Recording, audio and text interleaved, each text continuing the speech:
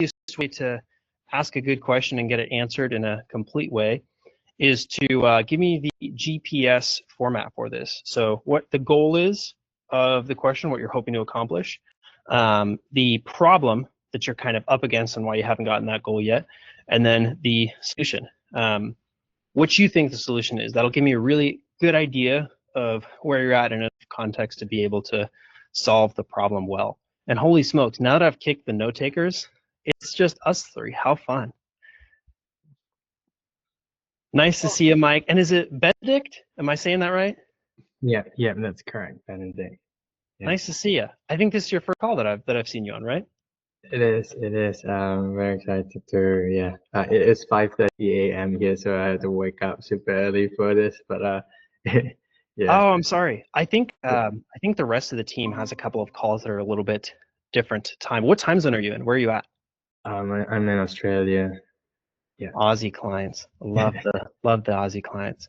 Well, hey man, you're new. I would love to help out however I can. If you've got any questions as you're going through stuff or anything immediately top of mind that I could maybe I've actually got plenty, but I'll try to maybe stick to that one or two important ones. Because I'm so new, there's so many questions in my head. But yeah, hopefully I can ask them. And can I just clarify, where do I put the questions? Good question. Yeah. So while we've got the small group here, I don't know if everyone's taking a vacation today. I think it's some kind of holiday in Canada, but you can drop the questions in the chat. Usually when we have a bigger group, that's how I prefer it, so I can stay on top of everything. But with a smaller group, I think I'm cool with you just speaking up right here if you got something. I know that you're really in an interesting niche. Curious to know, and I know that you have listed out your competitors before, but if you have any immediate thoughts on like how you are planning on approaching content, if I can give you any kind of feedback on that. Yeah, I think I think I have to settle for kind of accepting the fact that the content on my side cannot be filmed very quickly, because it is not something I can just sit down at my desk and film.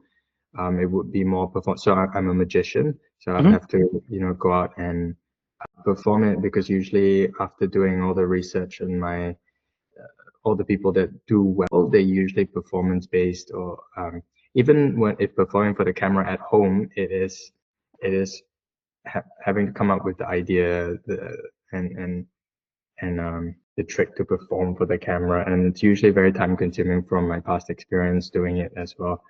And I think one of the struggles is I feel like when I came to this course, I was kind of the idea that I was sold is that the content ideas would be generated for us, and so and I was wondering as well, before joining the course, I was asking like, oh, but does it really work for my niche?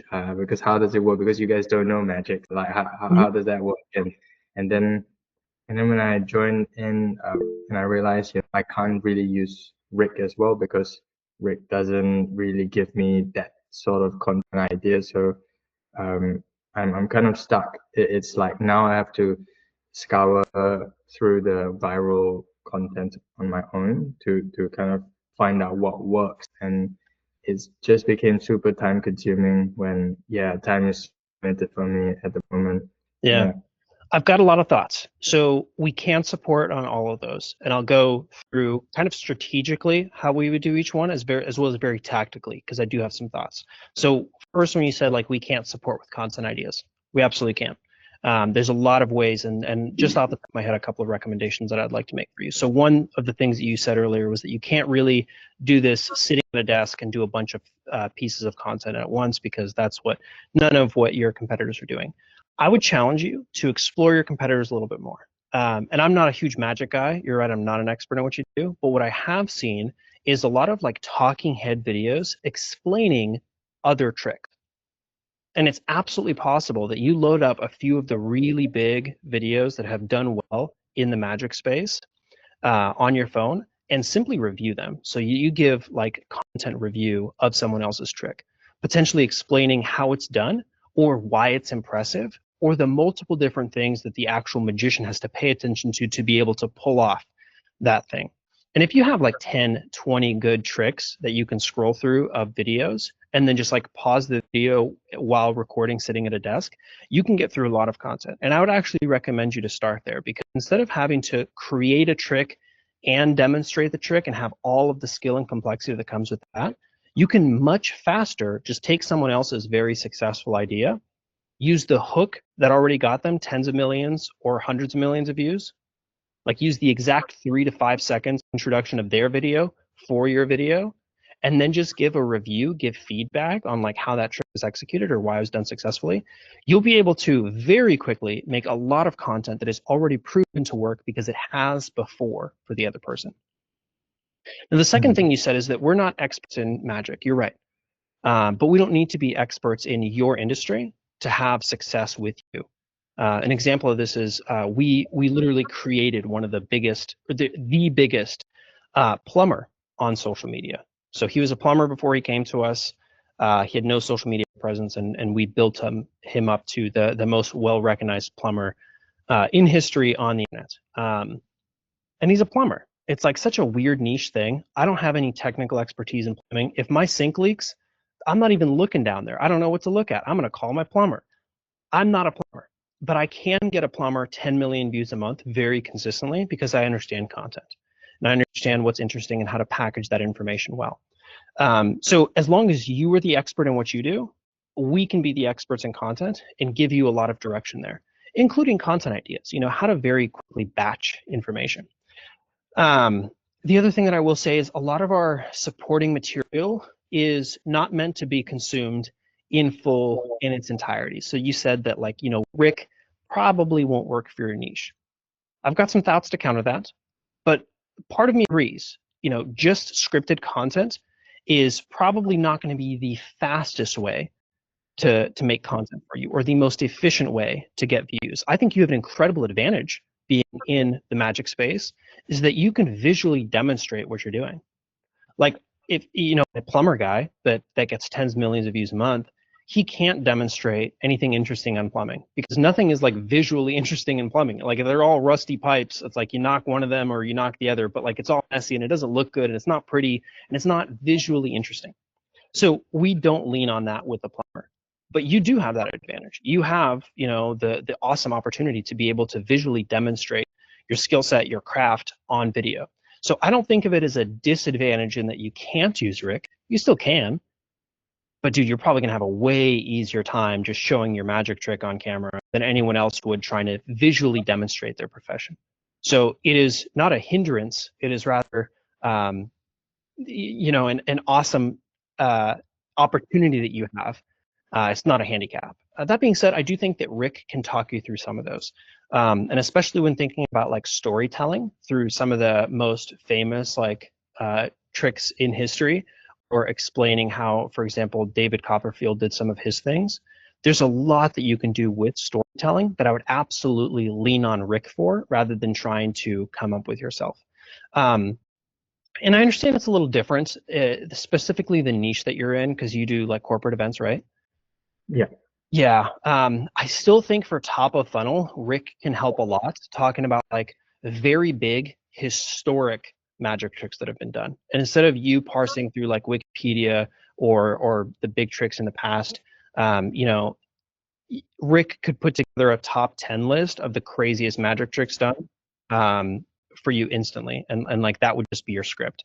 And then, yes, you can't visually demonstrate what that looks like, but with a good editor, they'd be able to piece that together.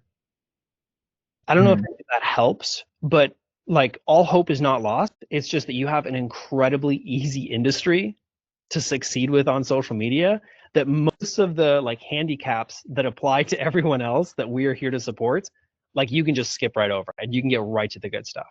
And just to be clear, like we are never going to be experts and magicians. You're not going to find anyone on the internet that is, millions of views of experience in content and magic to be able to help you in this. That being said, we have an incredible track record working with businesses and industries that we have no clue about. And as long as you can come in as the expert in your industry, we can tell you what looks good on social media. All right. Yeah, no, that gives me a roughly better idea. Yes, I'm looking forward to after this call. I'm having a call with Josh as well. So he mentioned that he's gonna run me through my plan. So I'm looking forward to that. But yeah, so maybe I might have a better idea moving forward as well. But I can see kind of how some of the non-performance based content, like commenting on other videos and uh, other things might work. Yeah, Okay. yeah, interesting to explore. Yeah, And I'll get with Josh. I'm sure he's got a lot of the same ideas already. Josh is amazing, by the way. He'll take really good care of you. But I'll run that by him just to do, we call it like reaction style content. I think that'll be a really easy place for you to start. And we can have our team put together some of those videos for you so that you're not spending a bunch of time like scouring the internet for them, but rather just can show up and have content to be able to review. yeah, no, that'd be good. Thank you. Oh, okay. And I'll send this note over to Josh so he has it. Cool. Okay. Got a couple other hands raised up here. Easy way to ask questions, get answers is the GPS format. That's the goal problem solution. If you could lay it out for me like that in the chat, and then we'll just go in order of who we got in the chat here. So Christopher is the first one. Sorry, if you want to speak up, go ahead. Sounds good. Yeah, so pretty much in one of your videos, I remember you mentioned that you can take one quick look at an offer and know if it's going to work or not. So I wanted some help evaluating mine. I specifically work with single guys who want to improve their online dating results. So I help them with fashion, taking good photos, building a good profile, and also messaging and basically messaging as well. I have a free school community very similar to the Viral Coach one, with content locked by engagement, and then this funnels people to a paid school with weekly group coaching sessions and profile review sessions. And I also upsell high touch, personalized one-to-one coaching, an 8-week program in the paid school as well. So yeah, pretty much just wanted some feedback on this. And to know if you had any feedback or anything to change. Mm-hmm. Sure. Let me pull up your profile really quick and we'll go step by step here. So this is the Instagram account, right? Yeah, this is my account. Okay. I like how this stuff looks up here. I like the coat. I like the background a lot. I think it really conveys that you've put some thought and effort into your presentation, which is kind of like the product that you're selling. And so having that be congruent is good. I would disagree with most of the stuff down here, despite it being... that stuff down there was actually before I discovered you. Yeah. It looks like it performed well, which is awesome, but I don't know how it would do for revenue. Yeah, you're exactly right. It attracted a lot of freebie seekers and people who are only looking for profile or low ticket profile reviews. Okay. And yeah, so yeah, I think you have a good intuition there because that's exactly what happened. Okay. I would love to see you refilm some of these. Just like make the same exact video with this background. Mm-hmm. Silly as that sounds, I think that small change is going to make a big difference. Okay. So what I do is for those videos, I have half of the screen be me and half of the screen be the profile I'm reviewing. Yep. So basically just replace the bottom half of you here with that nicer background. And wear something like this, wear something nice. I would also change your... Yeah, I would switch up the kind of shirt that you're wearing every couple of videos. Or if you're going to film 20 of these, like post one at a time and then film 20 of another shirt and alternate between the two, just so you got a little bit more variety here when people immediately hit your page. That's a small thing. Both of these are small things. I think we're going to make a lot more progress looking at the actual offer here. So one of the things that I don't like about this is that it's not split up into different sections. I would have this first line be the first line and this second line be the second line. And I'll demonstrate what that looks like for you here. where we've got like a funny little cheeky thing about who I am, what I do, and a second one about that as well. So they're broken up into lines. They're very easy to see, both on desktop and on mobile. It's just a little bit visually easier to understand. And then right here, I've got actually 2 opportunities to work with me. One that is free for the people that just want the freebies. There's always going to be those people. But I also have a direct link for the paid thing. So if people are more serious or want more support, here's an immediate way for them to get that. This way, instead of funneling everyone into this less than ideal freebie seeker funnel, which it sounds like this school thing is free, like there's no way for me to look at your page and be like, oh, sweet, I can pay this guy to shortcut stuff for me. I would love to see a link for them to be able to shortcut by paying you. So with the free one, you can set up an automation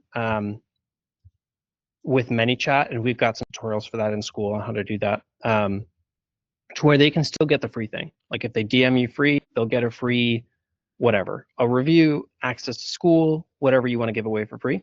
But I would absolutely also link the paid opportunity to work with you in your profile and have that be the dominant link, if that makes sense. Yeah, that makes total sense. Yeah, that sounds good. And then looking at this here, there's no like cover photo. There's no description on like what they actually get beyond this right here. I would populate it to be a little bit more complete. Like even in our training material, which is free, this is kind of what we demonstrate for our free group, where there's free training material. It shows them how to do it and what they get from it, as well as like a great explanation of like what that outcome ideally for them is, and then a written version as well. So just give them a little bit more incentive to go through with the free thing.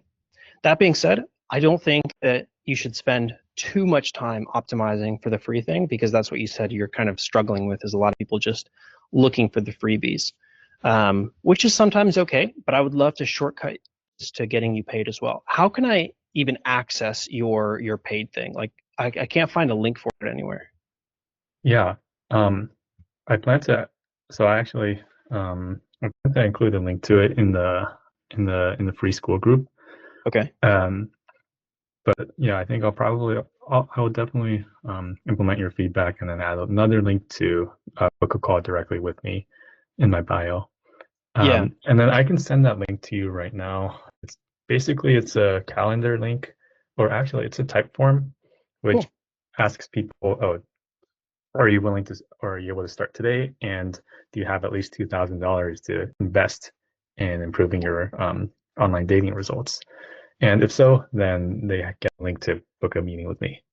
Cool. Could you send that link over to me? I just want to take a look at it. Yeah. One moment.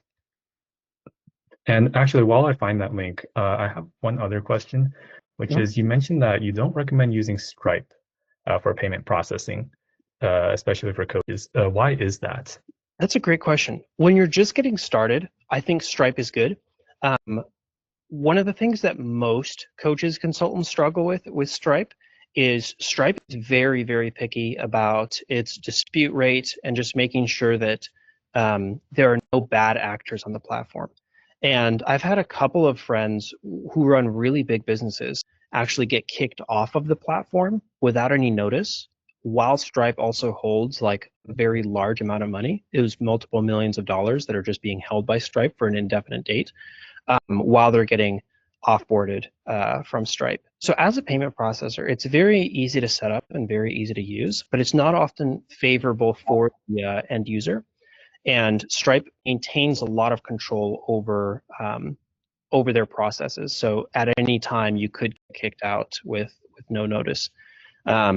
There are very few alternatives when you're starting out. So I do recommend it when you're new. And I just caution you to behave, be really good about, disputes, have a good product, don't have people be angry at you and get your Stripe account banned. But that being said, I've also had a couple of friends who are very proactive with their programs and offer refunds and, are generally just trying to do well by Stripe.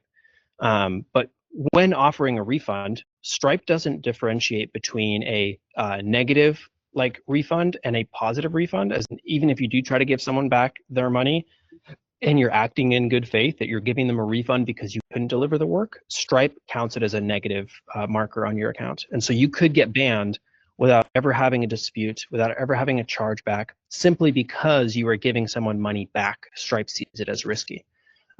So long term, and I wouldn't worry about this until you've got like, I don't know, several $1 million a year in income to worry about.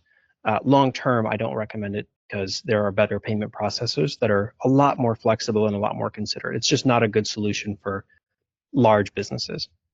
Got it. Yeah, that makes total sense. Thanks. And then I just pasted the link to the forum to book a coaching call Cool. or a discovery call with me. Okay, let me pull this up really quick.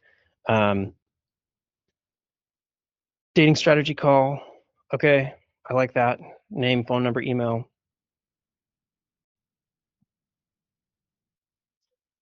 Yeah, okay. And then I like this. Any other comments you want to share? That's fine. This assumes that the lead's coming in very hot and very product aware. This may or may not be the case with you, depending on how they come in. Are they all coming in through like warm traffic on Instagram or School? Yeah, exclusively warm traffic. Okay. If you are going to link this directly from your Instagram page, I think going from this right here, like helping men get more matches at dates online, to this intake form could be a little jarring, a little confusing to some people. So what I would recommend is somewhere on this page, include a little bit more information about what you can bring to the table, what you can offer them, or like Would you recommend a landing page in between? I don't recommend a landing page in between. I think that your conversions will drop off substantially there. What I could recommend is a video sales letter. So this is what ours looks like, where we do have the application and we do have, you know, all the questions that you do, or very similar ones, and then you can book a call. But right above that, we also have a 7.5 minute video explaining like what we do, how we do it, who we do it for, and a little bit on the strategy. So before they commit to giving up their personal information, we can understand kind of what they can expect from this call and see if it even aligns with their interests.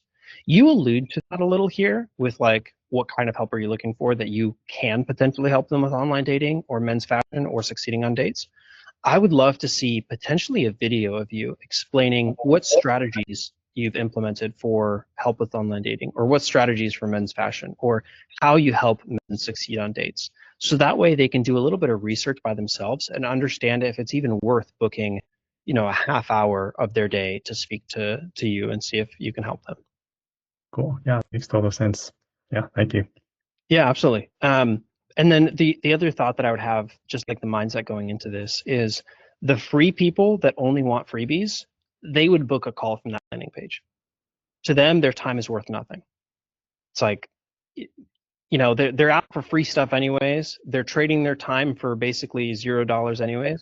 You're going to get tons of booked calls with this funnel, specifically with people who will never spend money with you. But when you add a lot of additional information, when you add a video sales letter, when you allow them to do their due diligence, when you add reviews or testimonials or case studies, you attract a much more sophisticated audience. So while you still will get the people that will waste your time and expect all of the work done for free, you will also attract a better clientele of people that are a lot more serious on day one. And I think until you have that video sales letter, or until you have a little bit more information about how you can help them, it will be challenging for you to get high-paying clients through this funnel. That being said, I think you're just like 1 or 2 steps away from having that. Okay, awesome. Yeah, thanks. Cool. I would love to see either video sales letter or like additional client testimonials, results, guarantees, anything like that in place. And then once you have that set up, come back, like drop it in for me. I would love to review it and continue to help you refine it. It's definitely a work in progress no matter what. Like there's going to be a lot of back and forth to get this. Yeah, really that valuable. sounds good. Yeah, I will work on that and then get back to you then. Awesome. Cool. Next up on the list, we got Mike down the list here. Just looking for some progress feedback. I'm only 10 reels in. Instagram is 12 views to 130 impressions, average 30. I'm assuming average view count, not average percent viewed. TikTok 88 to 175. and YouTube is 46 to 790 all over the place here. And these are all on brand new accounts, right? No. Which ones are not brand new? YouTube? None of them. Oh, how long have you been posting on them before? Oh, I opened accounts years ago, and I would post for 2 days and then take 3 months off, and then post for 2 days and take 6 months off. Okay, so we're basically starting from scratch. Yes, yeah. Okay. Yeah, could you here, let me pull some of yours up. I'll take a quick peek. And have you dropped this by anyone else on the team yet? No. Okay. I would. Okay. I would love for them to also be able Really to quick bounce video on to tell you a story about one of my friends named Mike, and he actually.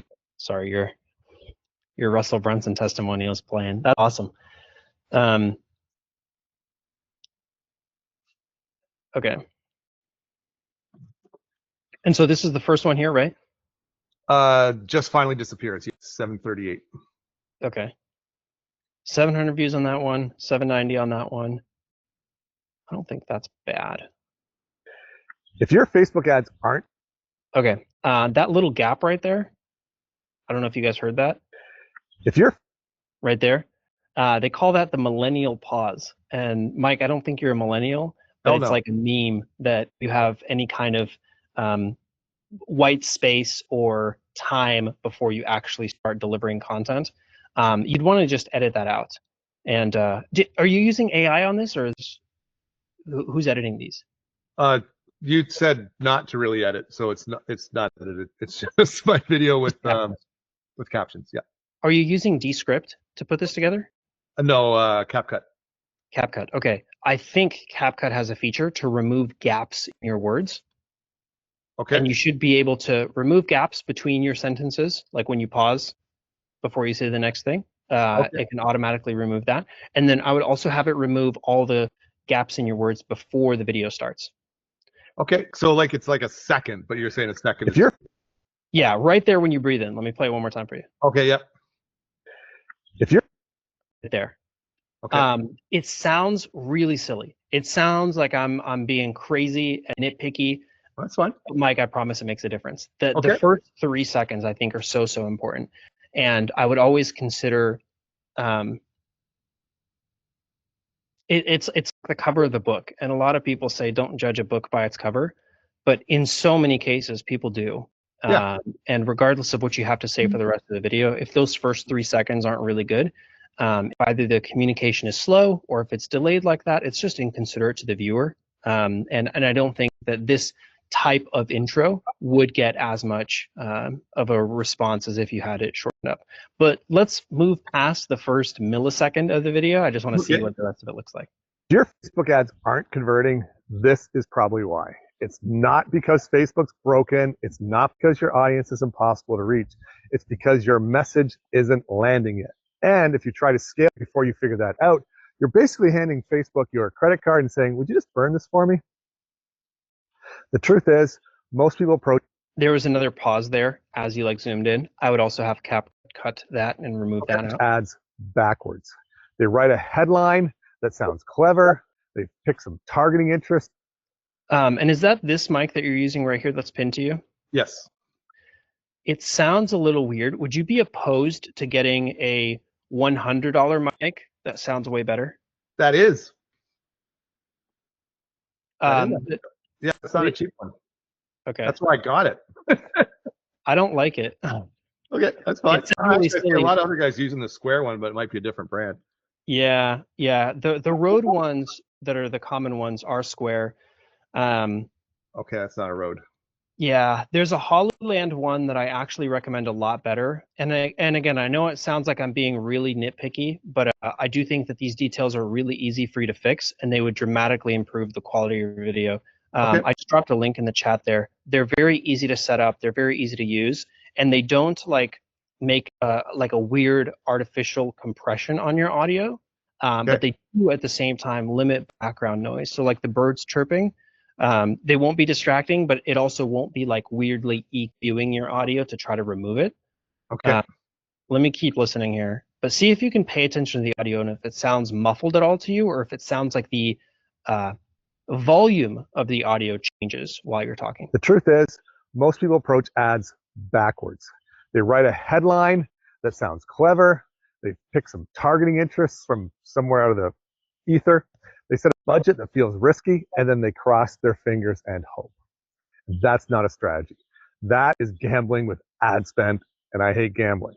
So instead, start small. I mean really small, like a Okay, maybe I was being a little picky there. It doesn't sound that bad. buck a day video view ads. Use short videos to test different hooks, different angles, different ideas. You're not trying to make any sales yet. You're trying to see what grabs attention, what holds people, and what actually makes someone stop scrolling. That's the signal you're looking for. And once you find it, now you've got something you can scale with confidence because you know the message works before you put any serious money behind it. So Okay, I would also avoid the zooming in and zooming out. I don't think it's necessary for how well you communicate, but I will say that when you do zoom in and zoom out, the like where the eye line falls is a little challenging to keep up with. So right Okay. there, I was looking at your eyes, and now I'm looking at your mouth, and Gotcha. it's a really small editing thing that I don't even think you need to add complexity to your videos for. Just use like the A-roll that you've got the whole time. I think you'll be just fine. Okay. I would also change the f-stop on your camera from this looks like 2.8. I would probably change it to 5.6 or 6.3. Do you have an iPhone? No, Android. Android. I don't know how to use an Android, but I Okay. think that there's a way that you can change that background blur to be less of a blur and make it look just a little bit more realistic, because it's using AI and software to blur the background, and it looks kind of funky when you move your head around, and it's just distracting. I don't think you need it. Okay. Otherwise, it's really good. I love the message. Let's watch the hook one more time and see how I would change just that. And I think with a different hook, the whole rest of the video makes complete sense, and it's actually really good. converting, this is probably why. It's not because Facebook's. I would skip right into. If your Facebook ads aren't converting, I would skip this line and say, if your Facebook ads aren't converting, this is probably why. It's not because if Facebook ads aren't converting, it's probably not because Facebook is broken. Facebook's broken. It's not because your audience. It's also probably not because It's your audience impossible to is reach. impossible to reach. It's actually this third thing that most people completely overlook. I think that'll be a little bit more concise of a hook. Okay. And you speak really well throughout the entire rest of the video. I would just try to speak a little bit quicker, a little bit more brief in those first few seconds. Okay. Try to communicate the idea a little bit faster. Otherwise, I think that this video should have done a lot better because all the information is very valuable. I wouldn't bother rewriting or rethinking the whole rest of the video. Like everything past 5 seconds, I think is great, and it's really good enough. I've kind of given you the couple of things that I would change there. Nothing about the messaging is wrong. Nothing about the way you communicate is wrong. Nothing about like what the actual value in the video is wrong. I think all of that is incredible. I think it's just a couple of those first few things in the first few seconds and how the editing is done. Let's by contrast look at one of these other ones that maybe performed a little better.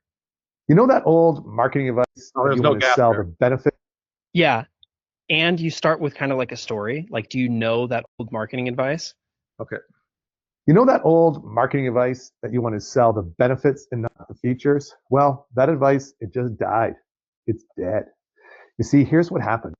That's so good because you lean on something that they know and that they're familiar with, and then you say it's completely irrelevant. Here's what happened. That's an incredible hook. I totally understand why this video, and you delivered it faster too. I totally understand why this video got what, like 8 times more views as the other one. Yeah. Yeah. And this is the kind of video that I would look at and say, Mike, you did everything really well.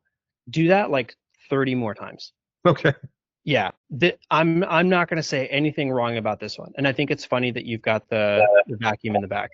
I'm sure that's relevant to the video somehow. This one, I would say, this one requires a lot of adjustments to bring it up to this kind of quality. Okay. Let's watch this one more time. I know we watched it last week, but I'd love to watch it again.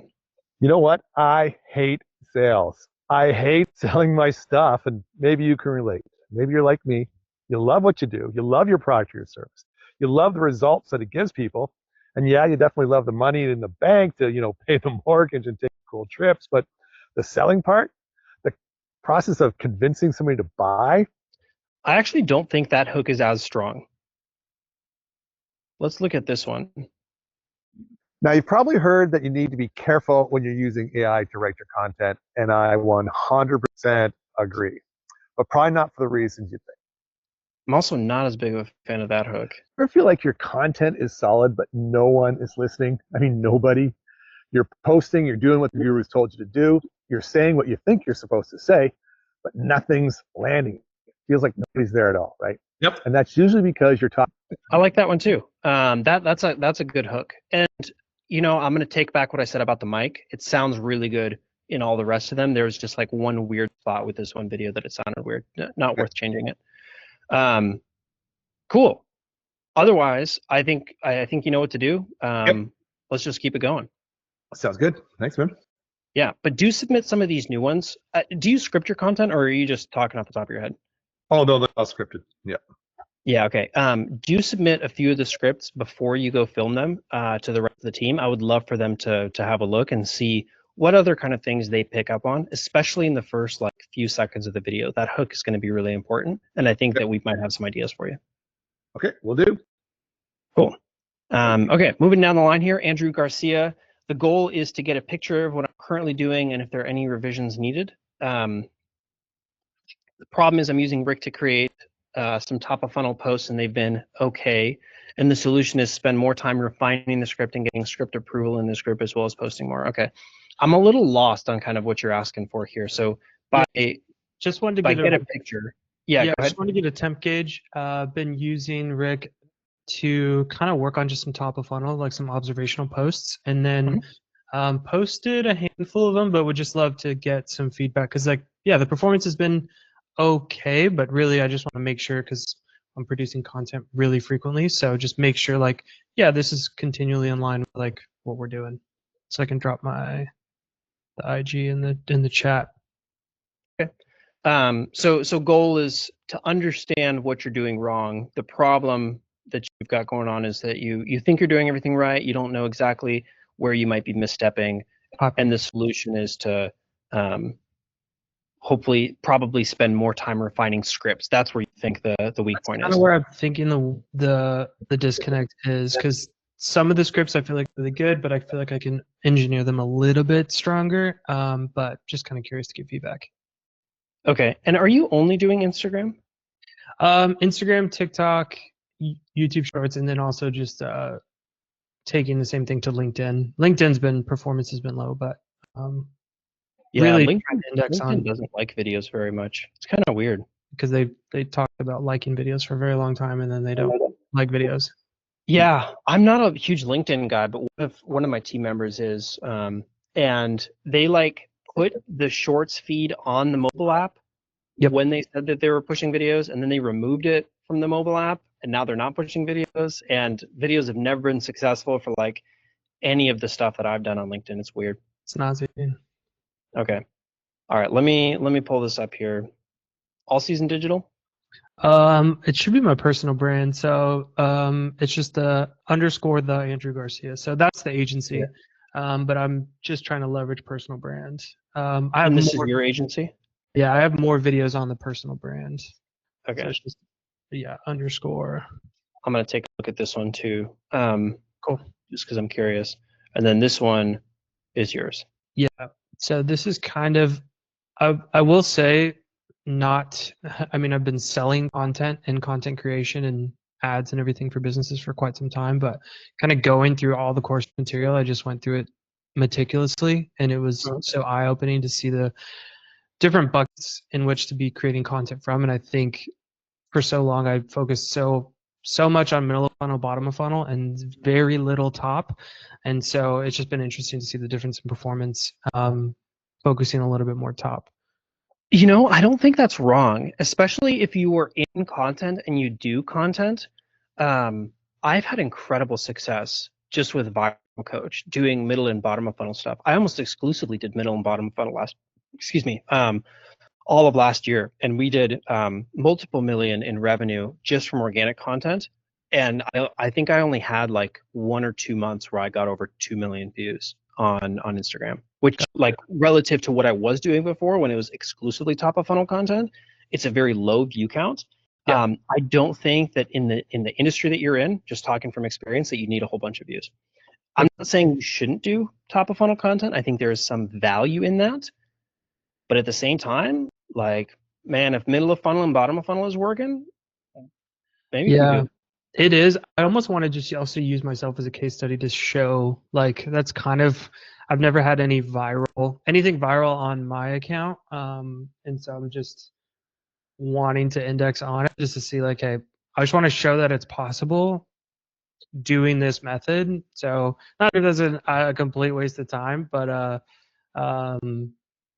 yeah, because there's still middle of funnel going out. My goal is posting daily and then going to be upping it to 2 times per day. So like one will be top, one will be middle, just so I'm not ostracizing all the middle of funnel people. But yeah, I think it's more or less just like getting an understanding of what I can do to make something go more viral. Okay, I do have some thoughts on that.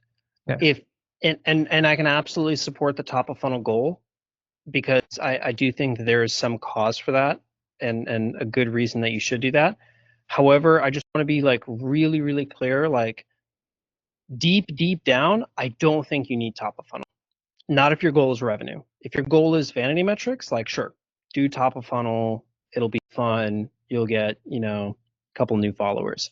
If your goal is strictly revenue, I think you're doing a great job with middle of funnel. And I haven't watched your content yet. I can just kind of tell. And from my personal experience, like it's not going to make you as much revenue as you think you are going to make from it. It's not the missing piece to the whole thing that is keeping you from making a bajillion dollars. I was going somewhere with this.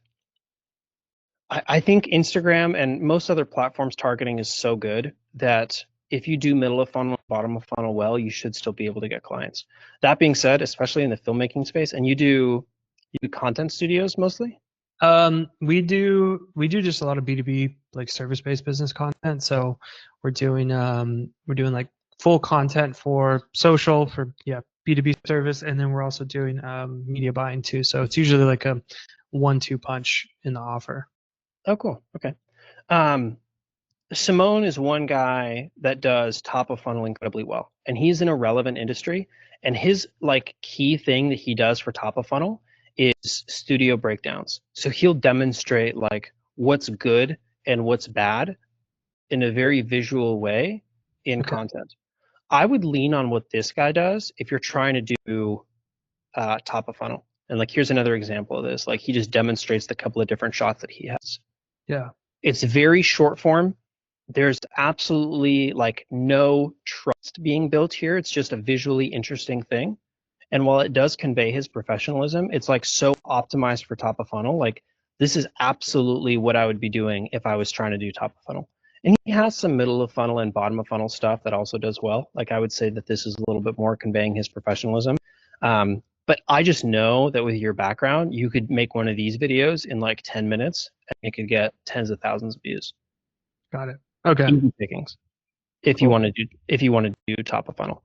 But also, like, again, just saying, like, man, if your current clients find you right now, you're not going to have that argument of like, oh, can I really do it or not? Like, if you're on the phone with someone, they're like, well, I don't know if you can make me viral because you're not viral. I'm like, dude, the goal is never to be viral. The goal is to make money. That's what a business is for. And you're on the call with me. Obviously, this worked to get you on the call, prospect. Why don't you think that I'd be able to get clients just like you are to me for you through the same kind of content? Like, really, the views are irrelevant. And I understand that sometimes it does help to communicate, your ability to do well on social media through views. At the same time, the real business owners that are going to be paying you, they can see through that, and they don't care about how many views you got. And I would honestly argue that some of this stuff here would kind of turn off those more serious business owners, because they know that they can hire a videographer for like $300 per day to come out and set this up. It's not going to convey as much value as probably what you do here, actually demonstrating your work.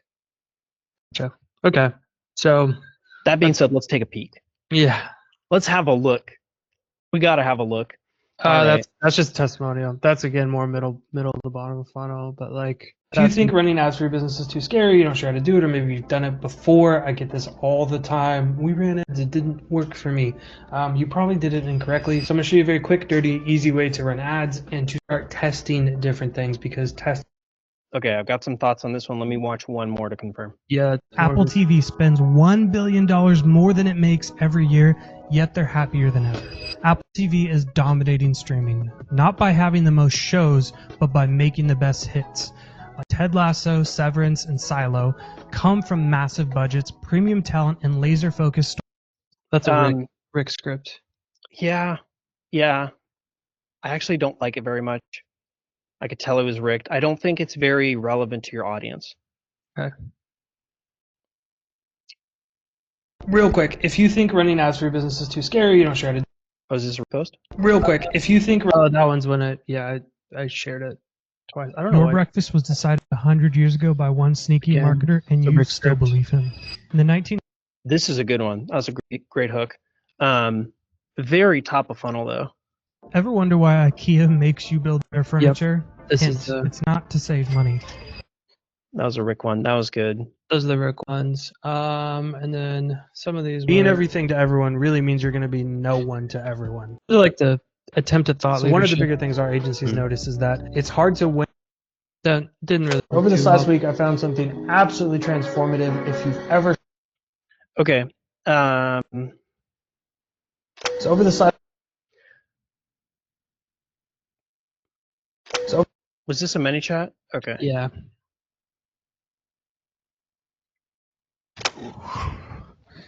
This couch isn't as comfortable as it looks. I think one of the things that I see. So a mentor recently challenged me on this concept of one thing that's kind of common across all of these, except for this one here, is that you're really leaning hard into the expert side of the observation experience expert continuum, where you are, and for good reason, trying to have like this thought leader role with, unfortunately, like very little context as to why people should trust you. And I think unless you have that context, it's difficult for people to trust you. Sure. It's like when Hormozi first started making YouTube videos, he would always open the video saying, "Hey, I'm Alex Hormozi, acquisition.com, $100 million top line revenue across my portfolio companies." Then the rest of the video makes sense. It's like, why should I listen to you about financial modeling? Oh, because you have a portfolio of companies that does 100 million top line a year. I would try to find a way to incorporate some of your expertise and defend it a little bit more on these videos that you are trying to be the expert. The one where you're talking like this is a beautiful shot. I don't think you need that. And it's not really relevant to the rest of the video. So obviously you don't have to say, "Hey, I've gotten clients millions of views," when you're talking about IKEA. You just make an IKEA video and that's going to be great. I think these did really well. And looking at their performance kind of relative to the rest, I would argue that more of this Patagonia literally told customers not to buy their jacket. I think more of this kind of content will do well. Just looking at engagement with likes to view count ratio and the views being a little bit higher, I think it's a little better. I also think it's probably going to be a lot easier for you to make this kind of stuff, especially when the script is like locked in by Rick. Yeah. I don't like this video by Rick, just because I don't know how Apple TV and its massive budgets are relevant to like the consumer or any average person on social media. Like this one, absolutely. IKEA, great. This, very relevant. And I think that the issue with these three is just like, maybe you haven't had enough history on your account for it to do really, really well. That being said, I do think that that's a piece of content that would do well. I would want to better understand kind of your business and the economics of that. Like, how are your current clients finding you? How are you getting them in? And really what is driving the existing success for your business with your content? Yeah, right now, like existing clients usually come by way of either referrals or ads. So we're trying to remove away from the referral machine as much and just rely more heavily on ads. But really, it's just become from, I mean, I've done this for a long time. It's just not been done consistently for a long time. Like, we're a small operation, so 4 or 5 clients on board one month would be almost too much. And so we're now operationalizing a lot of things, and so we're trying to keep my chief focus just on the content production for myself and the agency, and then kind of client acquisition from there. So it's I would say the majority of clients do come by way of either seeing my content, liking the content, or ads, or referral based for the most part. Yeah, this is great. I can see why they definitely come to you for that. Look, give me and I don't mean to spend too much time on this, but I do want kind of a high level overview. How many employees do you have right now? I have 1 full-time appointment setter, 1 full-time remote editor, a fractional media buyer, and a fractional social manager. So it's only 1 human, I guess, me for the most part. And then for a lot of other things, I'll just use contractors and stuff. But I share a studio with another guy, a designer. So we'll bring clients into the studio to shoot. So it's pretty small. Are all of your clients local, or for the most part? Yeah, just given where I'm at and the proximity. So I definitely feel like I've hit, just on the business side of things, hit a big bandwidth where I'm at. Just I live in Central California, on the coast, which you would think would be very progressive in terms of content and needing it and knowing they need it. But I'm in this dead zone pocket between LA and San Francisco, to where it's old handshake style business. And so it's a slugfest to get people. To my knowledge, I'm the only person in a large proximity that does what I do. And I think, I don't know, it's a bit it's interesting. How many active clients do you have right now? Right now, it's been quite a bit slower. Right now, we have 2 active retainer clients, and then a lot of one-off project based. Okay. I'm assuming you don't like the one-off project based. They're higher price point, but again, it's I may never work with them, or I may work with them one more time. So I don't love it in a sense of reoccurring and predictability, but I do like it just because I can charge a higher ticket. For the recurring clients, what's the total monthly revenue that you've got between both of them? Not a lot. So one of them's we're doing a one day a month. We're doing a content shooting 10 to 15 pieces of content. We're also running her ads. She's a bus tour business. She pays $2,500 a month, and then I have another client who's running an app to where we're doing, again, content and through media buying, and she's paying $5 a month. So it's about $7,500. So, and then the supplemental income for everything else has just been one-off projects. Like a big beer company in Northern California paid $20,000 for a 2-day shoot, and we did a bunch of production. It was really fun, but again, it's not reoccurring. So cool. I'm gonna go rapid fire with these next few questions. The first client is a bus tour. What does the second client do? Second client, she's a startup. She's launching an app. So she's a divorce attorney. She's launching this holistic app to guide you through divorce. Does she lean on her lawyer expertise? She does. Okay, that's good. What's the plan to get more retainer clients? Well, I mean, that's been the $1 million question, honestly. Right now, it's just been ads, which I'm working with another coaching program, and they're helping me kind of reformat the coaching program. It's called Agency U. I've been with them for a minute.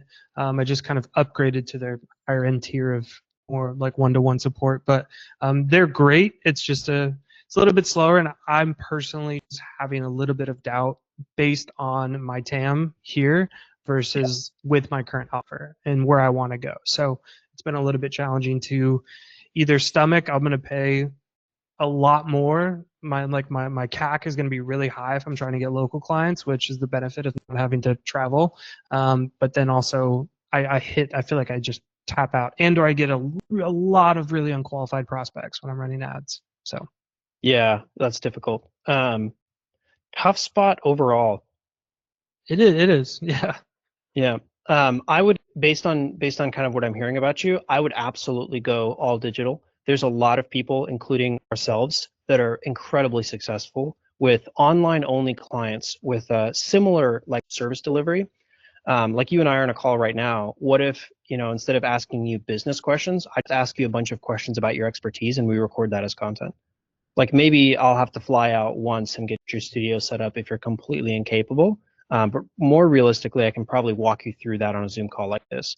And once we have your studio set up, it's just pressing the record button, drilling you with questions, and then boom, we can make a month's worth of content in about an hour. That's literally what we do. Feel free to steal that and run with it yourself. I think you'll have a lot easier time getting clients that are remote, like you said, than you will that are local.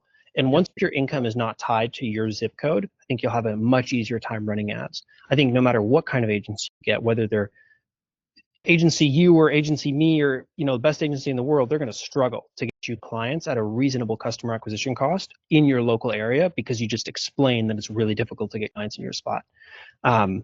What an incredible challenge you've given to whatever media buyer is brave enough to take that on.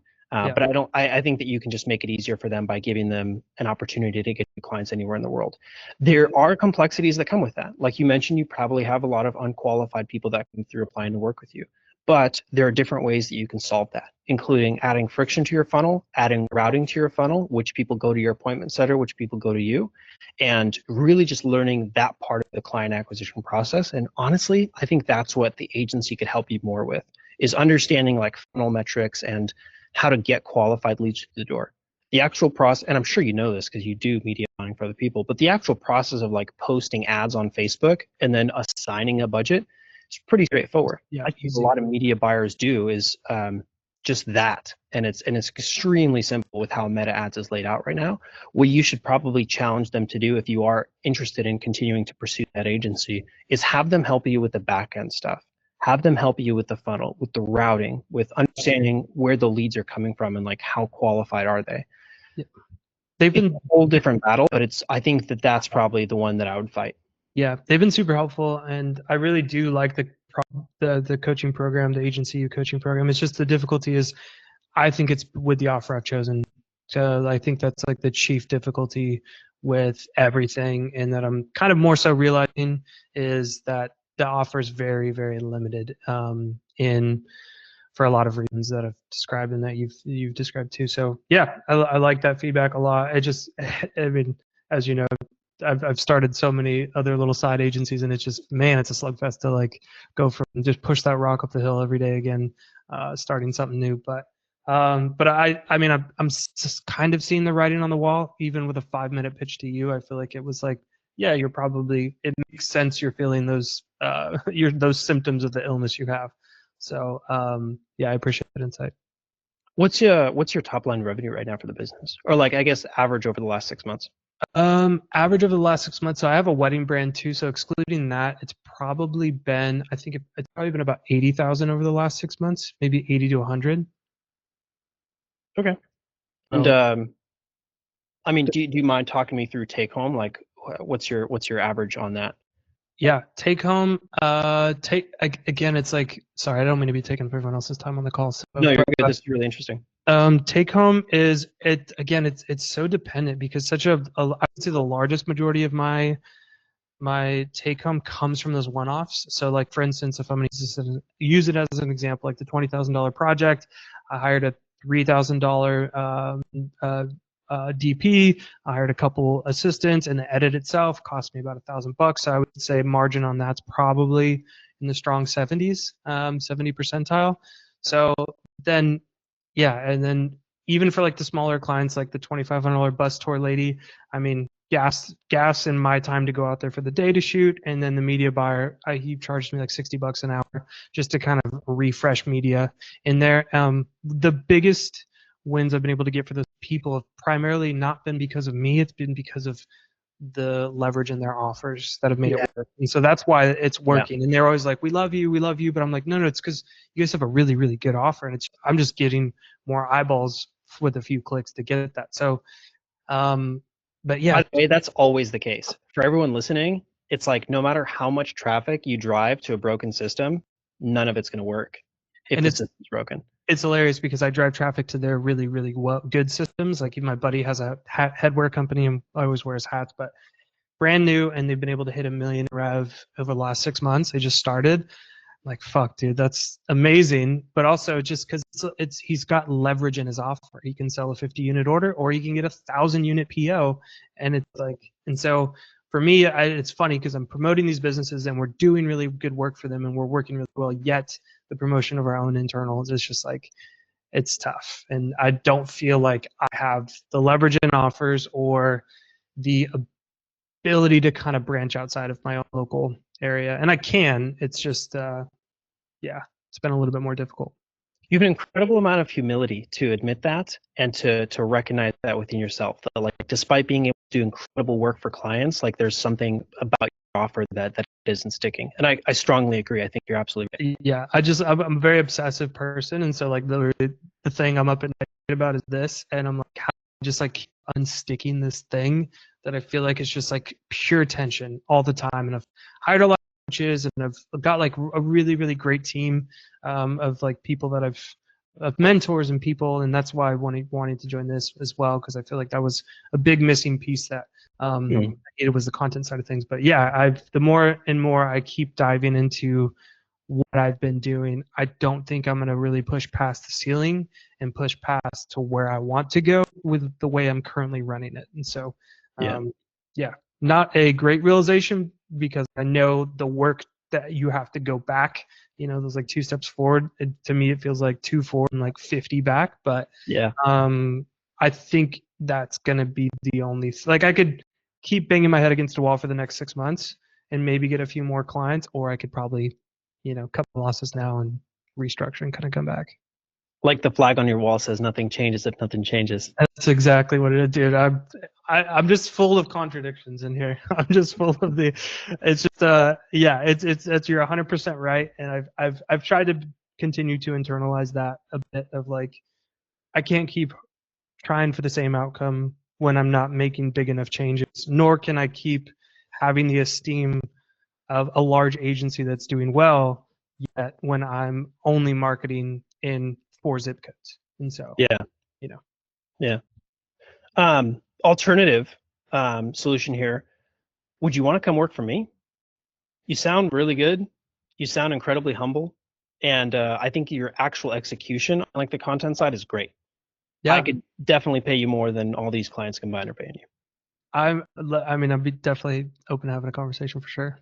Cool. I'll have someone reach out. We'll send you some OE stuff, and we'll take the conversation from there. Sorry for taking up so much time. Yeah, I just know it's so bad for the other people in the call. No, you're good. You're good. This is really interesting, and I think it is extremely helpful to the rest of the group to understand that, like, even if you rock at content, which Andrew obviously does, unless you have the business side set up too in a way that's like proven to work and incredibly successful and just like generally also very well done, it can be difficult to have, you know, the massive business success that you see a lot of other people have on social media.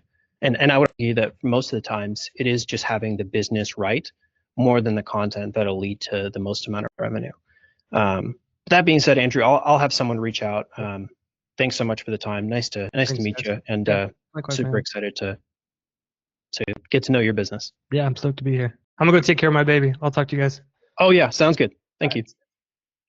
Cool. We'll keep it going, and then I'm good to go a few minutes over if you guys are. If not, feel free to jump, and then I'll just answer your questions in the community as they come up. So the next one, Vidush, I hope I'm saying your name right. I'm good myself. Yeah, if not, good. Call me out. No, you're good. I know it's not normal, so we're totally fine. Also, I put the goal a little bit farther down. I didn't get the instructions on how you wanted it. Oh, okay, yeah. No problem. So yeah, we usually like to do goal, problem, solution, GPS. You never get lost when you have a GPS. But let's start with the goal, and then I'll ask you about the others. So is to raise the membership base of our free community, gain users for our SaaS business, increase user base for our free marketplace, and grow the sales of our high ticket item. Immediately, I have a little bit of a problem with this because it sounds like there are multiple different goals, and I would love to just help you in the most amount of in the best way possible. If you could help me prioritize which one of these here is kind of the biggest thing. Is it the thing that makes money? So I mean, so that's the question, right? I would say that's why I would say the goal and the problem are the same. I don't know exactly where to put the majority of the efforts into. Cool. So there's 2 softwares. One software is the SaaS business. One is the marketplace. Basically, Which what one currently makes you more money? the marketplace is free. The marketplace is going to be an exit of a company. So like it's making zero money, but the goal is to just raise the amount of users and have an exit later on. So it's not going to make money until there's a much higher user base, and then we implement some sort of surcharge or something that's going to happen. But at the moment, that's free. All of the money comes from the SaaS business. Cool. Okay, I'm gonna pin And you really quick. RJ is one of the people in our team. I would say all of his content is made, or the majority of his content is to push the marketplace. So in my eyes, I guess I should be putting my efforts into the SaaS business where all of our income is coming from right now. Do you mind me asking how much income that is? Yeah, we have about 400 paying members, and let's say it's like 25,000 a month right now, something like that. Cool. Yeah. An analogy that I'll use for this is like, I make a lot of money from my business, but I also love doing philanthropic stuff, donating, giving money away to people who need it, whatever. If my primary goal was to help people in need, I would still have my business be the number one thing that I do, because my business spits off so much cash every single month that I can be an incredible donator to whatever cause I want. If I suddenly shut down my business to donate or to give people money, I would be incredibly inefficient at getting enough money to give it away. Right. So despite the SaaS, or sorry, despite the free marketplace thing being the thing that you want to do for a big exit and make a whole bunch of money, I say at 25K per month, like, let's run up the SaaS business. Let's get that to 25 million a month. Let's get that to 25 million a year even. Let's get at least some kind of million number behind that revenue, and then you can do whatever the heck you want with the free thing. True. Right? You'll have so much ammo to be able to attack that with proper resources that it'll be a non-issue. So that's easy. So at My least recommendation is like, cut everything that's free. Forget the about focus. everything that's not making you a whole bunch of money, and just do the thing that's making you a bunch of money. Got it. Okay. And that's nice because I do have RJ who can just keep making his content. It's doing well to raise membership base of the free thing, and I can just focus on what makes money then. Yeah. Okay. Was that the core of your question? Is like what to focus on? That is the core of my question, because I had this conversation with Nico and Blake, and they told me that I should ask you, right? That our business model sounds very similar in some ways, and that I should ask you on what to do, right? Yeah. And the reason why the marketplace is awesome is, yes, we have that service as a SaaS business. That business basically helps wholesalers making creative offers on properties. The reason why the marketplace is awesome is because a portion of that 25,000 comes from these wholesale deals, and they sell those deals on our marketplace. Okay. Okay. So just prioritization, that makes sense to me. Run up the SaaS thing. Okay. And I would do that at like with an incredible prejudice against everything else. Like, Okay, awesome. Yeah. Awesome. Okay. I mean, that's simple enough for me. That's all I needed. You can jump on to someone else. I really just wanted to know where to push my efforts, right? Cool. Awesome. So I was thinking that myself, so I'll do that. I have to jump because I'm late for my 4 o'clock meeting. Oh, I'm so we'll see sorry. each other next time. Yeah, but okay, absolutely. Yeah. cool. Later, guys. Cool. Have a good one. Vlad is up next. The goal is to build a strong social media presence and personal brand that positions me as the authority for each of our distinct audiences, while making my personal brand the unifying driver behind it. And then you've got a link for your site here, which is awesome. I'll have some questions on that in a moment. The problem is that you serve multiple different audiences: life science champs, AI breakthrough champs, rise champs, conquerors. And while some share common mindsets, for example, the conquerors or wealth building legacy, the audiences are quite separate. We're unsure whether to focus my personal brand on one main pillar or try to address it all at once. And the solution, your thought on this is, while it makes sense to build a personal brand around a unifying narrative, like challenging limits and building legacies, and then segment people into the right offers after their inner ecosystem, we are also considering creating a separate account just for conquerors, since it's the most distinct. We'd like your input. Okay, cool. I think this sounds like a prioritization question as well. So I would challenge you. first, let me hear about your revenue. Where's that at right now, and where's that coming from? Is it from a distinct audience? Is it all from one, or is it evenly split across all? So no, it's coming from one. So basically, we have Life Science Champs, which is pharmaceutical industry. That's my main background, and that's where I work most in terms of pharmaceutical industry. And there we have one of the companies that we serve is called Phase 4 Digital. Phase 4 Digital, we provide experts in marketing, AI, project management, things like that, consultants to them. And that's about 3.5 million per year that we do there. Then we have another one, which is provide clinical, same thing, resources experts on the clinical side. It's about 1.5 million per year on that side of it. So on the pharma side, in terms of Life Science Champs, we're good, and they know me pretty well from a personal perspective. I'm well known in the industry, but I want to be able to expand across other industries and other areas to really, because if you think about me, you think I have an army behind me of experts who are very focused in terms of their niche, and we literally help people, help these folks inside these corporate areas. So what I mean by corporate areas, I mean Life Science Champ, AI breakthrough, people inside corporate who are using AI, and Rise Champs. Those are people who want to raise in their career. They want to go through the career ladder. We have an executive coach company that we're starting in September. That's later. And those are all corporate. And then we have Conquerors, which is like a personal project for me to help wealth builders and entrepreneurs to be able to sort of mirror some of the breakthroughs that I've had. I've won in terms of being a serial entrepreneur, and I've also won in terms of investing in crypto and in other areas. So I've decided to create a community on that side for the Conquerors. But in terms of where the money is coming from, it's coming from Life Science Champs in terms of Phase 4 Digital and Pristine Clinical. You said Life Science Champ is doing about 3 million a year. What percent of that is your total revenue? Or what percent of your total revenue is Life Science Champ? What percent of total revenue? About 80%. Okay. So my immediate thought is like, why not double that revenue to 6 million a year? I mean, it sounds like that one thing is working way better than anything else, and it's not even close. Why not just like add another million there? Why not go from 3 million to 4, or from 3 to 6, instead of trying to build up a whole separate thing, basically from the ground up, to be able to launch, and then you're just like competing with two things.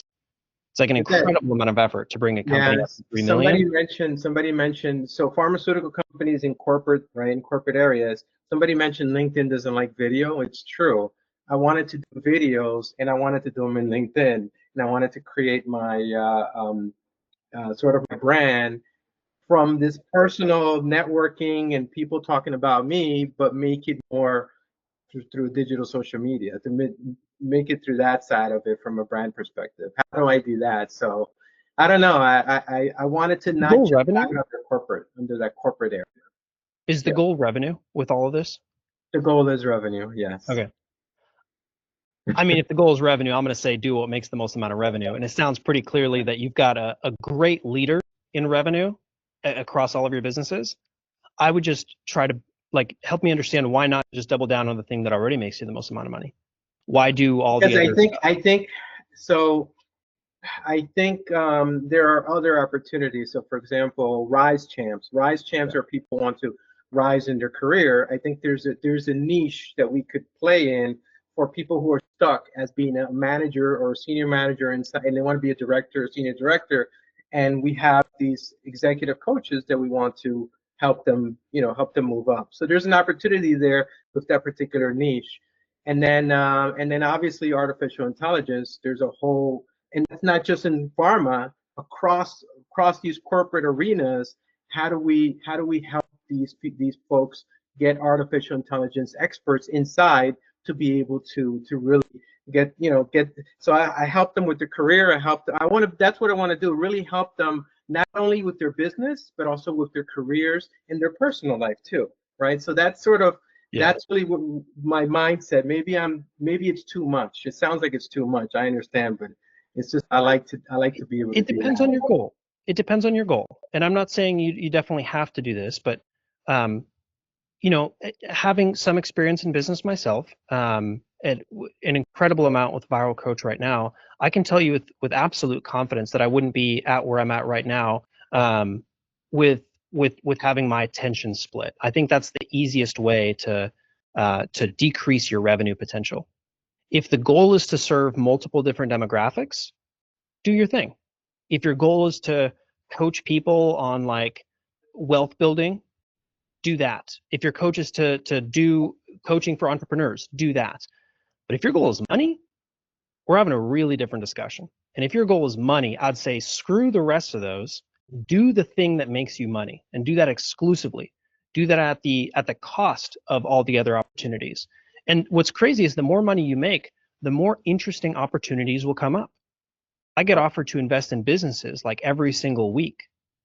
And it sounds really cool to like be in a venture funded company, something that's going to get IPO in the next 6 months. But I say no to all of them because I know that if my goal is money, like I have to stay locked into the one thing that I'm doing and focus all of my attention in here. And you can think of the opposite as also being true. Think about your next best competitor or someone that's entering the marketplace to compete with you. They're saying, I'm going after your customers. What's the easiest disadvantage you can give them? Is just distractions. Give them 10 other companies to run at the same time. It's like, how well do you think they're going to be able to compete with you when they're also doing 10 other things, right? Mm-hmm. The type of competitor you don't want is the one that will turn down literally anything to work on the one business that's competing with you. That's a dangerous competitor. And if you're strictly focused on money, if you're strictly focused on making as much as you possibly can, which is a valiant effort, nothing wrong with that, I would say do the one thing that's already making you the most amount of money by far. Okay. What does that mean from a video perspective for these folks? Because LinkedIn, as we just talked about, doesn't, and most of my clients are on LinkedIn, if not all of them, right? Yeah. That's who I target versus Instagram, TikTok. It's not really the professional side, right? As you all know. So that's what I wanted to hit the conquerors with the TikTok and the Instagram and the wealth building entrepreneur. You see the point.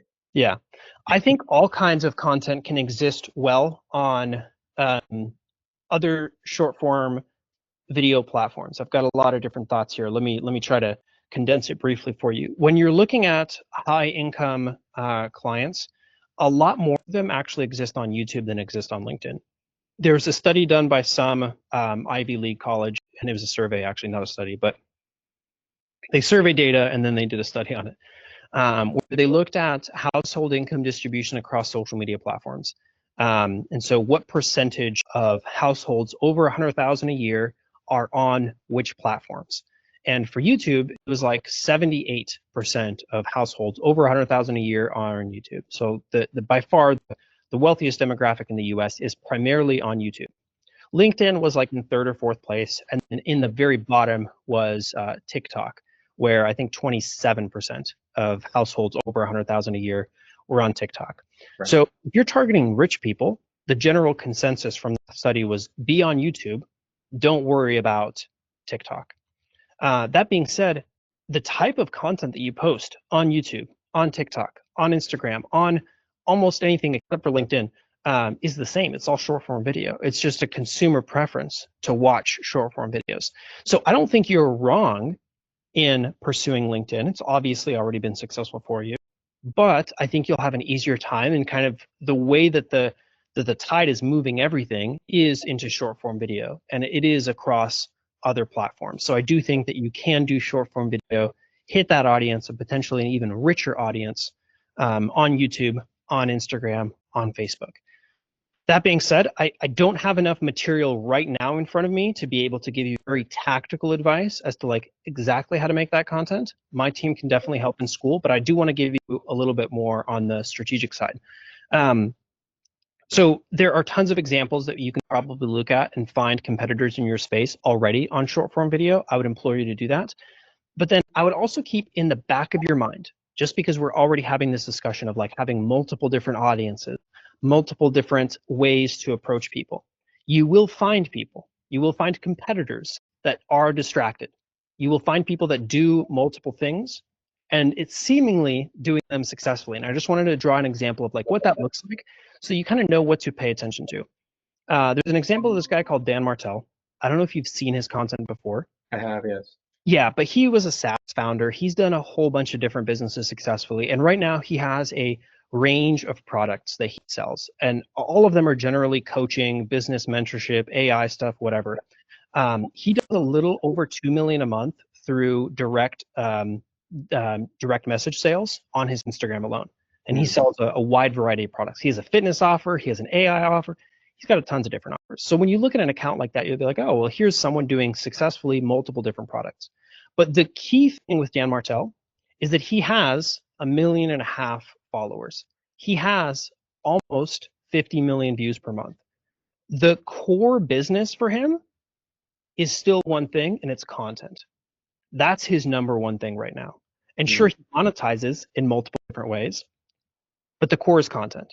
I think the core for you right now, the thing that's making you the most amount of money, is the Life Science Champs audience.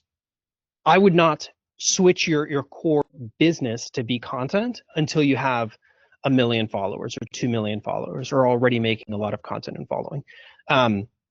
Not to say that you can't, and I think once you get into Dan Martell's position, you absolutely have the opportunity to. You know, you can spin off 5 more products, and then the core of your business is going to be your content, it's going to be your personality, it's going to be your personal brand, and then you can launch a whole bunch of stuff under that. But I think immediately, to make the most amount of revenue possible, I would focus on the thing that's currently making you the most amount of money. Got it. Okay. Okay. Tactically, how to do that actually, like what kind of content to make, I would love my team to help out and just get really, really into the details with you.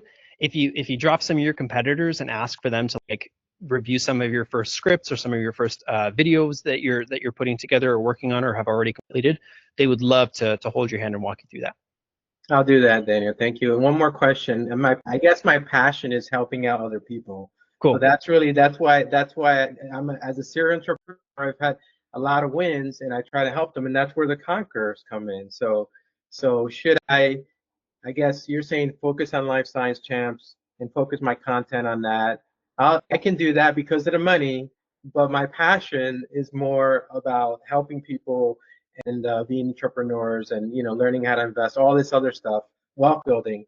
And so there, I guess I can hold off on that and not do that, not create any content for that, at least for now. I have similar goals. My goal is to help people, and I do that in a lot of different ways. Some of them are paid, some of them are charitable. One of my favorite ways to help people is to drop like $100,000 on my church's doorstep for a missions trip. That's right. I can only help that much in that kind of way because I take the income and the business seriously. I would encourage you to do the same. And I think most things, you can help the most amount of people in the most amount of ways by just having tons of resources behind you to be able to drive whatever kind of mission you want. Got it. Okay. Yeah. Thank you. Thank you, Daniel. Martell, he helps people every single day for free, completely for free, because he has a $100,000 per month media team distributing his content, because he has a business that funds that media team. Yeah. That's right. All right. I'll reach out for the team for the tactical stuff. Thank you, Daniel. Appreciate it. Absolutely. Exciting stuff, though. Super excited for you. I'm sure it's going to go well no matter what. Absolutely. Thank you so much. Cool. Thanks, Vlad. All right. Okay. Benedict, you're up next. Making the best use of social media to generate profit is the goal. Makes sense. Same here. The problem is most of your clients don't book from social media. Views from social media are mostly from magic enthusiasts and not people wanting to book magicians. Solutions, should I consider other offers? I don't think so. I think you're on the right track here. I think you just have an issue of scale. So I personally have met one magician, and he does, I don't know a lot of magicians, but he does some shows in Vegas. He's actually friends with Andre Zick, who's like one of the guys that I know. He's a personal finance creator. He did some magic. I'm sure you've heard of him before. But this guy gets booked all the time for private shows simply because he's like well known in the space. I think you do have an opportunity if you were to get big enough and well recognized enough, millions of views per month with your magic content, to have that recognition that would get people to be interested in booking you. However, I do think at like a smaller scale, when you're just new and up and coming, the percentage of conversions that need that happen is quite low. So imagine your viewer to, or let's say your follower to booking rate is always going to be 0.01%. Let's assume that's a static. No matter how many followers you get, it's always going to be 0.01%. You would probably need thousands and thousands of followers before you get a single booking.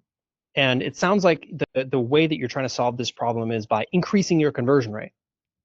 But I think that's just like categorically not going to happen in the industry that you're in. There's no crazy stuff that you can do with your funnel, like a lot of the other coaches and people we work with can, to be able to improve that throughput. I think your strength is going to come from something that's actually way easier, which is just getting more views, a lot more top of funnel content. And I promise it's way easier to get views than it is to like optimize a funnel and run hundreds of thousands of dollars of actual money through it to understand what that's going to need to look like, just to test. We spent about $2 million, probably like $1.5 million in ad spend testing our funnel before we were even profitable. It was extremely expensive. You're not going to have to do that. You have it way easier. You just need to get views and just recognize that like you're going to need a lot of views. You're going to need a lot of followers to have that kind of conversion.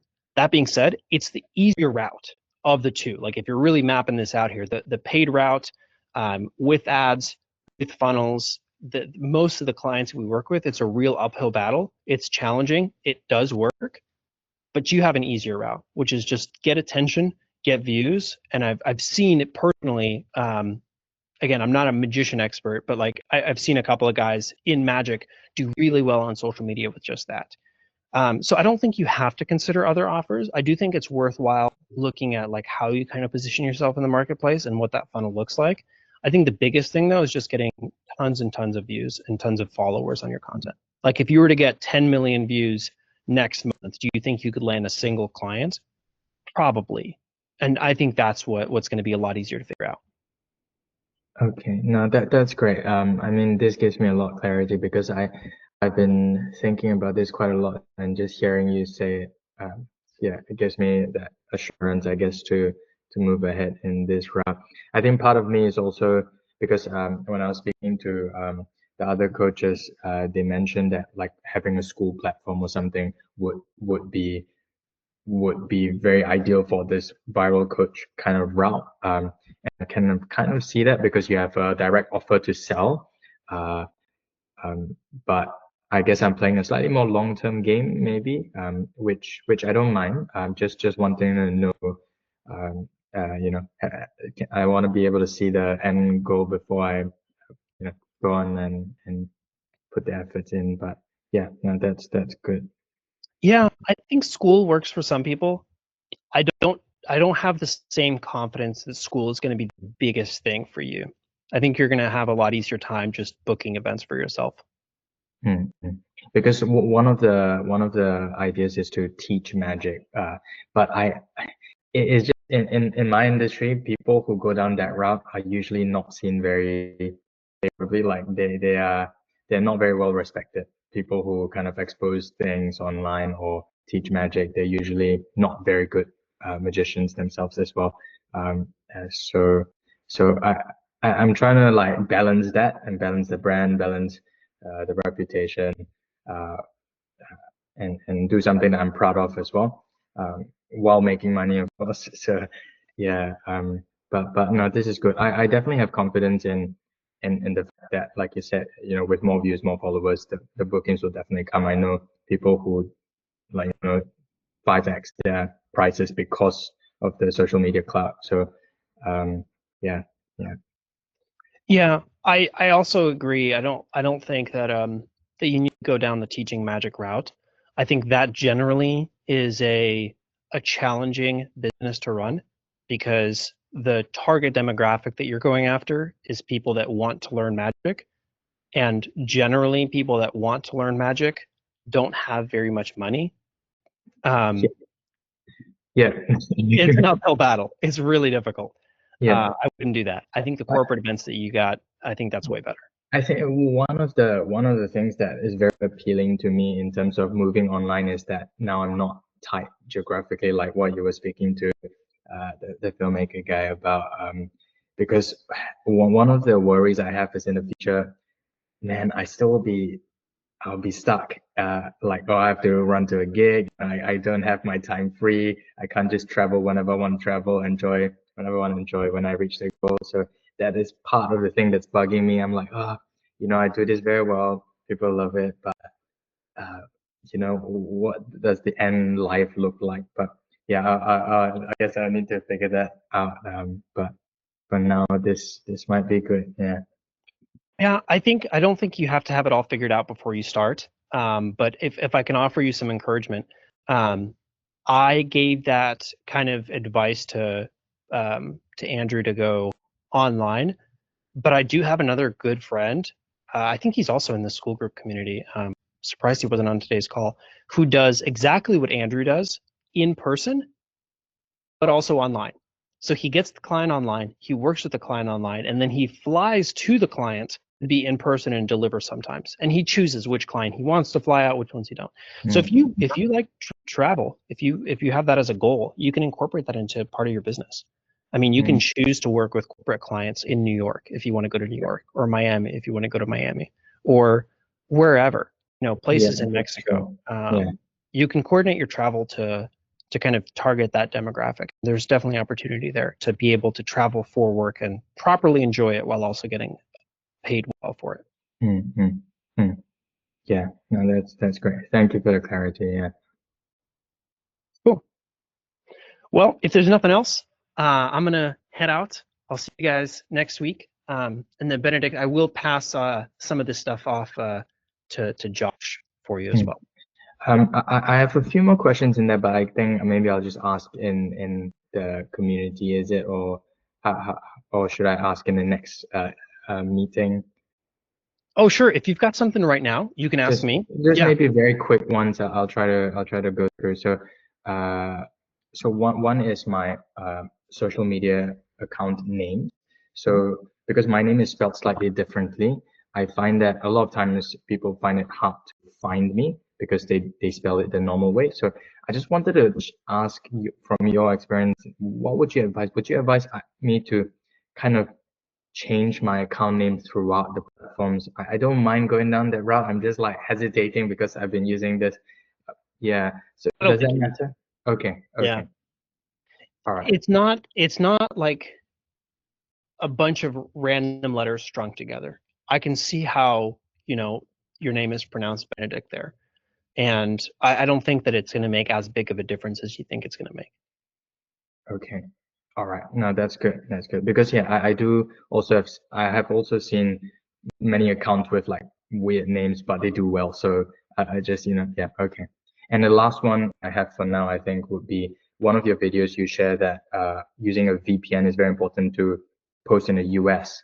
I wonder if you give the same advice for me to take, because if I become, let's say, I go viral in the US, that wouldn't convert to clients here. I wouldn't mind flying, of course. Like that would be like end goal is like anywhere, but I don't know, what would you kind of advise for me right now? That's a good question. The reason I advise using a VPN is to prevent people that are outside of your geographic area from accidentally seeing it. So for example, if you were to travel to, I don't know, Bali, and you post content while you're in Bali, the test audience that content is going to go to first are people in Indonesia, in Bali, even though your target audience is in Australia. So if you're traveling, or if one of your employees is posting for you, or if you have a VA posting for you, you absolutely should make them use the VPN to pretend like they are in Australia, because that's where your core audience is. But if you're already in Australia, and if your target audience is in Australia, you don't have to worry about a VPN whatsoever. If you're using the Vista Social app that we recommend, which is the app that allows you to post across all profiles at once, their servers are in Seattle. And I think you have to like specifically request for them to be able to hook your account up to a server in Australia. Otherwise, if you post, it'll pretend as if you're posting out of Seattle, and it'll give you primarily US audiences first, which if that's your goal, that's good. If not, I actually recommend not using the social.